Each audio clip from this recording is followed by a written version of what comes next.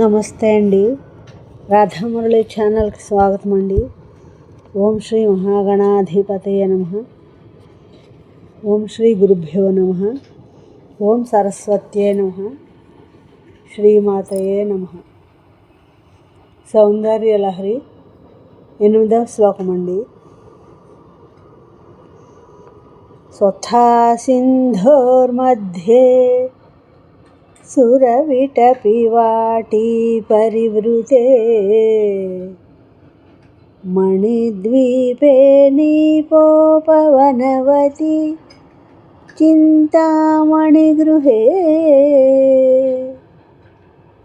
శివాకారే మంచే పరమశివపర్యంకనిలయా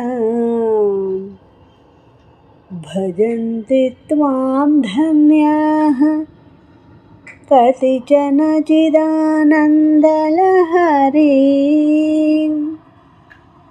ఈ శ్లోకం యొక్క భావం అండి. అమృతమయ సముద్రము మధ్య కల్పవృక్షముల వనమున్నది. ఆ వనము మధ్యలో మనోహరమగు మణిద్వీపము. ఆ ద్వీపమున కడిమి చెట్ల తోటలు, వాని మధ్య చింతామణులచే నిర్మితమగు దివ్య భవనము. అందు శివరూపము గల మంచము, దానిపై పరమశివుని అంకముననున్న జ్ఞాన ఆనంద తరంగ రూపవగు నీవుందువు. ఇట్టు నిన్ను జ్ఞాన నిరతిశయానంద రూపను కొందరు ధన్యులు మాత్రమే సేవింతురు కదా.